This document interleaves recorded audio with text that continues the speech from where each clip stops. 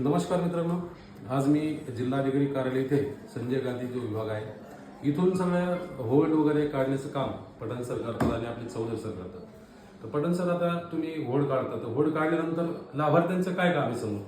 तालुक्यातून आपल्याला जी यादी प्राप्त होती हे लाभार्थी जो होल्ड केलेले तर होल्ड केलेले लाभार्थी जिल्हा स्तरावरून रिलीज करण्यात येते. रिलीज केल्यानंतर तालुका स्तरावर त्यांचे UDID नंबर अपडेट करून पुन्हा जिल्हा लॉगिनला येते. मग जिल्हा लॉगिनला आल्यानंतर अप्रूव्ह करून ते मंत्रालयाला जाते. तर मित्रांनो, तुम्हाला समजलंय का? इथून होल्ड काढल्यानंतर ते तहसीलला जात आहे. तहसीलला UDID कार्ड आणि आधार कार्ड देणं अनिवार्य आहे. ते दिल्यानंतर तिथं अपडेट होतं UDID कार्ड आणि मग ते पुन्हा साहेबांकडे येतं आणि इथून यांचा अप्रुव्हल दिला जातो. आणि अप्रुव्हल दिल्यानंतर मग ते डायरेक्ट मंत्रालयात जातं आणि मंत्रालयामधून जे DBT मार्फत आपल्याला पैसे पडायला सुरुवात झाली, बरोबर, ते पैसे आपल्याला रेग्युलर पडणार आहेत. तर आता आज तुम्ही म्हणले की पोर्टल सध्या बंद झालंय, तर याचं कारण काय बंद होण्याचं ते एकदा सांगा सगळ्यांना. ते पेमेंट प्रोसेस चालू असल्यामुळं पोर्टल म्हणजे काही चेंजिंग करता येत नाही. अच्छा. त्यामुळे पोर्टल लॉक करते.